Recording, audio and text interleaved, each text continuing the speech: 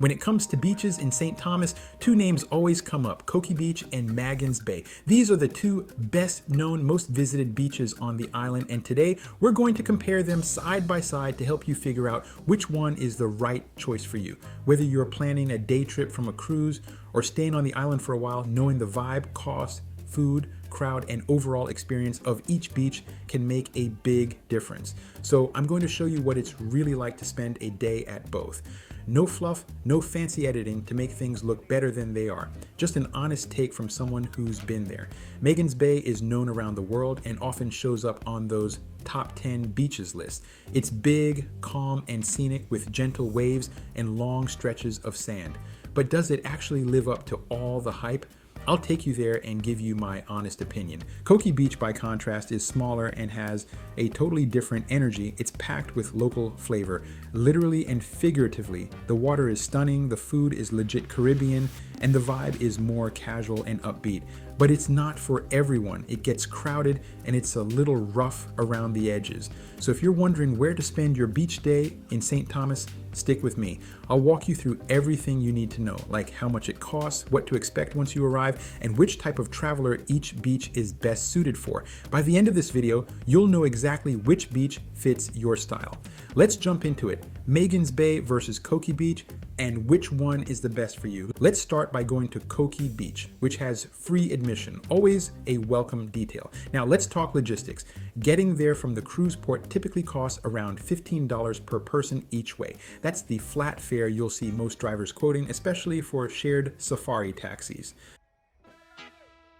Coki Beach, located on the northeast side of St. Thomas in the U.S. Virgin Islands, is a well-known hotspot for both locals and tourists, and after spending some time here, I can see why. It's not the biggest beach you'll find on the island, but what it lacks in size, it makes up for in energy, personality, and access to the water. The beach itself isn't sprawling or wide, so if you're expecting long stretches of sand, that's not what you'll find here. But let me tell you, what does matter most at any beach is the water and the sand quality, and both are solid here. The water is a stunning shade of blue. It's clear, calm, and feels warm and inviting. The sand is soft, not quite powdery white, but pleasant and clean. So if you're someone who appreciates good swimming conditions, you're going to enjoy Coki Beach. Now, one thing you may not love about Coki Beach is just how crowded it can get, especially when cruise ships are in port. You'll see rows of beach chairs lined up close together, along with a mishmash of umbrellas in all shapes, sizes, and colors. Honestly, it gives the beach kind of a disorganized, almost chaotic look. It's not the uniform, perfectly manicured layout you'd see at an all-inclusive resort, but to be fair, that's also part of its charm. Some might say it feels a bit ragtag, while others might call it authentic or natural. There's no polished presentation here. It's more like a come-as-you-are kind of beach. So if you're into that laid-back, local, anything-goes vibe, you might actually enjoy it. But if you prefer something more organized and scenic, just keep this in mind before you go. Now let's talk about the food and drink, because if you're going to spend a few hours at the beach, you're definitely going to get hungry or thirsty. And honestly, this is where Coki Beach really shines. There are lots of places to eat and drink here, and what stood out to me is that they're all locally run, serving authentic Caribbean food. No big chains or generic fast food. You'll find grilled jerk chicken, oxtail, fried fish, conch fritters, rice and peas, plantains, and more. The flavors are bold, but the seasoning is definitely made for everyone to enjoy, so it's well balanced, not overwhelmingly spicy.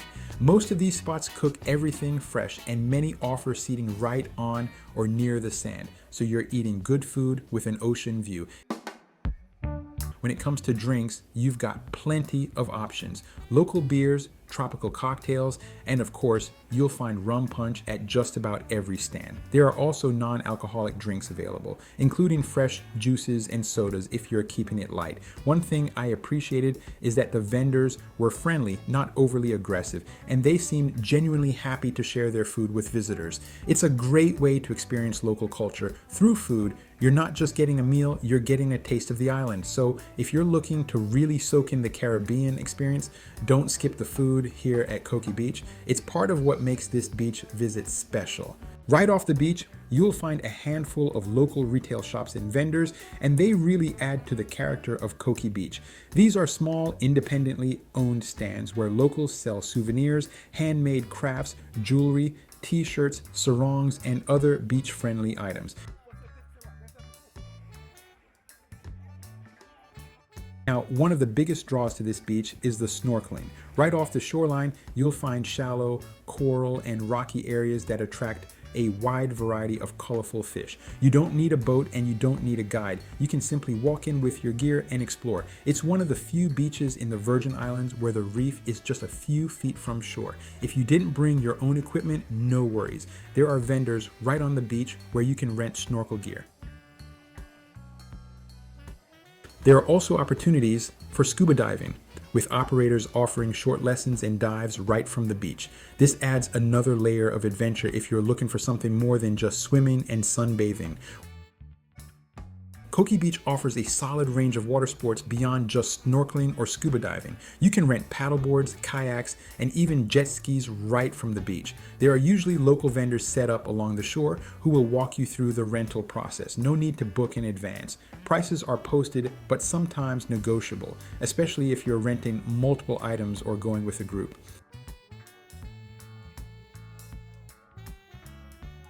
Overall, Coki Beach has a lot going for it, but the bathroom situation is rough. It's dirty, outdated, and frankly, it needs serious attention. That said, don't let that turn you away completely. The beach itself is great. The sand is soft, the water is warm and clear, and there's an unmistakable local vibe that makes the experience feel more authentic. You've got access to fantastic food, drinks, water sports, and friendly vendors that really bring the place to life. It's not a polished resort-style beach. It's raw, real, and full of character. One major bonus is that Coral World Ocean Park is literally steps away. So if you're looking to pair your beach day with an educational or interactive marine experience, you can easily do both without having to travel far. Now let's go over to Magens Bay, which is said to be one of the best beaches in the world.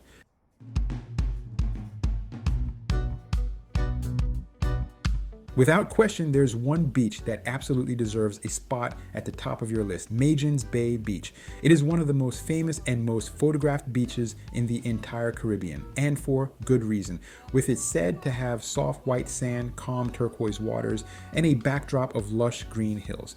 According to many, Magens Bay is nothing short of stunning. It's located on the north side of the island, about a 20-minute drive from the cruise port, and it's a protected heart-shaped bay that stretches nearly a mile long. There are minimal waves, making it perfect for families, couples, or anyone just looking to float and relax. Magens Bay isn't just beautiful, it's also well maintained and fully equipped with restrooms, changing facilities, chair rentals, and even a bar and grill. Let's go see if it lives up to its reputation. This is my first look at Magens Bay Beach, and so far, so good. The water is calm, peaceful, and mostly undisturbed, which makes it perfect for relaxing or taking a gentle swim. One of the things that stands out right away is the long stretch of shoreline, offering plenty of space to spread out. There are public picnic-style tables available throughout the area, and they're first come, first serve, so if you see one open, grab it. Now, let's talk about the sand. It's not exactly that bright white sand you might picture when thinking of Caribbean beaches. It's more of a light brown tone, and while the water is definitely clean, it's not as crystal clear as I was expecting based on the hype. That said, it's still a very nice beach, quiet, scenic, and surrounded by green hills, but it might not be the showstopper some people make it out to be. Still, it's a solid stop if you're looking for calm water and a laid-back beach day. The day I visited, there were no lifeguards on duty, so keep that in mind, especially if you are visiting with children or planning to swim far from shore.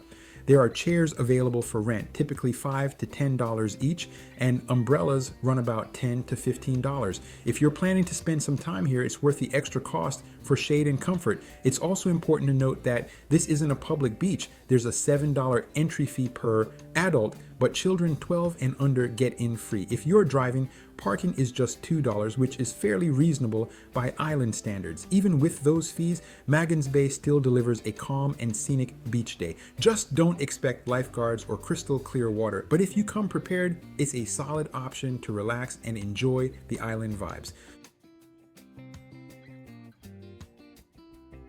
There are rows of rental chairs that go about 4 deep, and the day I was there, getting a chair was no problem. It wasn't crowded at all. That may have been because the skies were overcast, which probably kept a lot of people away. Expect to pay around $10 per person round trip for transportation from the cruise port to Magens Bay. I noticed that quite a few people from the cruise ship who chose not to rent anything. Instead, they just brought a beach towel and used the trees for shade, or came prepared with their own portable shelter. If you're trying to save money or prefer your own setup, that's definitely an option here.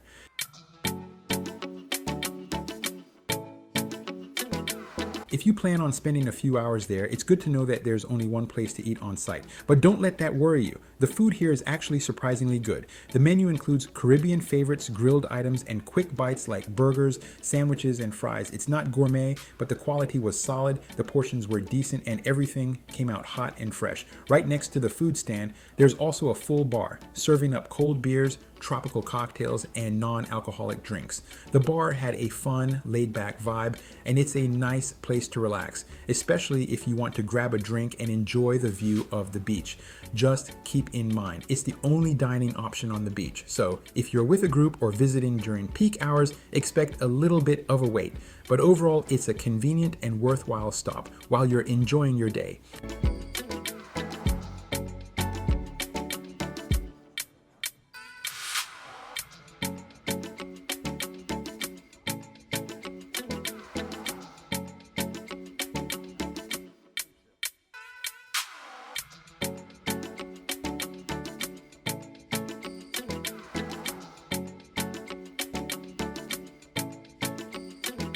There are some water sport options available, but if you're looking for a full lineup of activities like jet skis, parasailing, or banana boats, you're going to be a bit disappointed. This beach isn't built around adrenaline pumping fun. It's more about relaxing, swimming, and soaking up the scenery. You can rent paddle boards and kayaks, and there is some snorkeling, but let me manage your expectations there too. If you're hoping for world-class snorkeling with vibrant coral reefs and tons of colorful marine life, this probably isn't the spot. The water is very calm and clean, but it's not crystal clear, and there's just not a lot going on beneath the surface. If you're used to snorkeling in places like Cozumel or Bonaire, you'll find this experience a bit underwhelming. That said, the calmness of the water is actually a huge plus for families with kids. This beach is like a natural swimming pool. No rough waves, no sudden drops, just gentle, easy water, perfect for splashing around. Kids will absolutely love it here. But if you're someone who's looking for a beach with crashing waves and some surf, you're not going to find that here.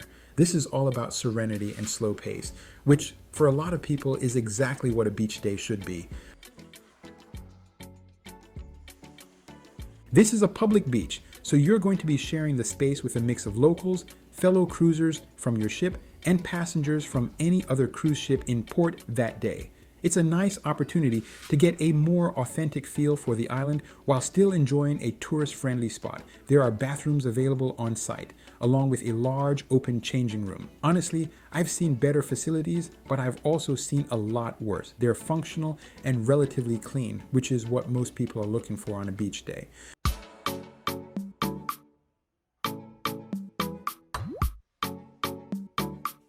There are outdoor showers available, so you can easily rinse off the salt water and freshen up before you head back. That's definitely a nice convenience after a day in the ocean. Now, I have to be honest, I came with very high expectations. It's widely regarded as one of the top 10 beaches in the entire world, so that's a pretty high bar to clear. And while it's a beautiful and peaceful spot, it didn't quite live up to the hype for me. I've been lucky enough to visit dozens of beaches around the world, and I've seen many that I personally think are far better, whether that's in terms of sand, water clarity, or overall vibe. But hey, every beach has its fans. I'd love to know, what do you think? Share your thoughts in the comments below, and let's get the conversation going. When comparing Coki Beach and Magens Bay, it's clear that both beaches have something unique to offer. Magens Bay gives you that peaceful, scenic vibe with long stretches of calm water and plenty of space to relax. It's a beach that's beautiful and great for families or anyone looking for a more laid-back experience.